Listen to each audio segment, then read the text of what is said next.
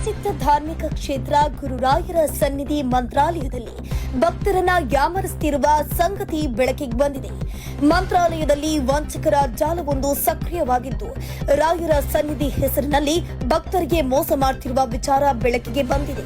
ದೇವಸ್ಥಾನದ ಹೆಸರಿನಲ್ಲಿ ಭಕ್ತರ ದಿಕ್ಕು ತಪ್ಪಿಸಿ ವಂಚನೆ ಮಾಡುತ್ತಿರುವ ಬಗ್ಗೆ ಖುದ್ದು ಮಂತ್ರಾಲಯ ರಾಯರ ಮಠದ ಆಡಳಿತ ಮಂಡಳಿ ಪ್ರಕಟಣೆ ಹೊರಡಿಸಿದೆ. ಹೌದು, ಮಂತ್ರಾಲಯದ ಸನ್ನಿಧಿಗೆ ಬರುವ ಭಕ್ತಾದಿಗಳಿಗೆ ಮುಂಗಡವಾಗಿ ರೂಮ್ಗಳನ್ನ ಬುಕಿಂಗ್ ಮಾಡುವಾಗ ಬಹಳ ಎಚ್ಚರ ವಹಿಸಿ ಅಂತ ತಿಳಿಸಿದೆ. ಮಂತ್ರಾಲಯದಲ್ಲಿ ರೂಮ್ ಬುಕಿಂಗ್, ಪ್ರಸಾದ ಸೇರಿದಂತೆ ವಿವಿಧ ಸೇವೆಗಳ ಹೆಸರಿನಲ್ಲಿ ವಂಚಕರು ಹಣ ವಸೂಲಿ ಮಾಡುತ್ತಿದ್ದಾರೆ ಅನ್ನೋದು ತಿಳಿದು ಬಂದಿದೆ.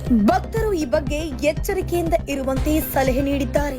ರಾಘವೇಂದ್ರ ಸ್ವಾಮಿ ಮಠದ ಹೆಸರಿನಲ್ಲಿ ವಂಚಕರ ಜಾಲವೊಂದು ಭಕ್ತರಿಗೆ ವಂಚನೆ ಮಾಡುತ್ತಿದೆ. ನಕಲಿ ಯುಪಿಐ ಐಡಿಗಳ ಮೂಲಕ ಭಕ್ತರಿಂದ ಹಣ ಹಾಕಿಸಿಕೊಂಡು ವಂಚನೆ ಮಾಡುತ್ತಿದ್ದಾರೆ. ಈ ಜಾಲಕ್ಕೆ ಸಿಲುಕಿ ಹಲವರು ಹಣ ಕಳ್ಕೊಳ್ತಿದ್ದಾರೆ ಅಂತ ದೂರುಗಳು ಕೇಳಿ ಬರ್ತಿವೆ. ಈ ಹಿನ್ನೆಲೆ ಮಂತ್ರಾಲಯದ ಆಡಳಿತ ಮಂಡಳಿಗೆ ಈ ಬಗ್ಗೆ ಜನಜಾಗೃತಿ ಸಂದೇಶವನ್ನು ರವಾನಿಸಿದೆ. ರಾಯರ ಮಠದ ಹೆಸರಿನಲ್ಲಿ ಭಕ್ತರಿಗೆ ಕರೆ ಮಾಡುವ ವಂಚಕರು ಇಲ್ಲಿನ ಸೇವೆಗಳನ್ನು ಒದಗಿಸಲು ಮುಂಗಡ ಪಾವತಿ ಮಾಡಿಸಿಕೊಡ್ತೀವಿ ಅಂತ ವಂಚಿಸುತ್ತಿದ್ದಾರೆ. ರಾಯರ ಮೇಲಿನ ಭಕ್ತಿಯಿಂದ ಜನರು ಮೋಸ ಹೋಗ್ತಿದ್ದಾರೆ.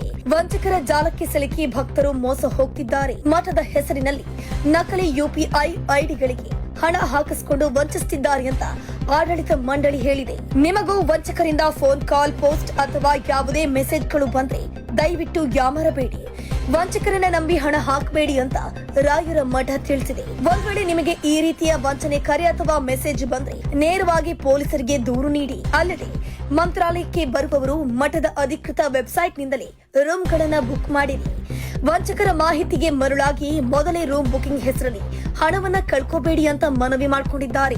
ಮಂತ್ರಾಲಯಕ್ಕೆ ಪ್ರತಿದಿನವೂ ಸಾವಿರಾರು ಭಕ್ತರು ಭೇಟಿ ನೀಡೋದ್ರಿಂದ ಹಲವರು ಅಲ್ಲಿಯೇ ತಂಗಲು ಯೋಜನೆ ರೂಪಿಸುತ್ತಾರೆ. ಇನ್ನು ಭಕ್ತರು ಹೆಚ್ಚಾಗಿರೋದ್ರಿಂದ ಬಹುತೇಕರು ಮುಂಗಡವಾಗಿ ರೂಮ್ ಬುಕಿಂಗ್ ಮಾಡಿ ಬಳಿಕ ಅಲ್ಲಿಗೆ ಹೋಗ್ತಾರೆ.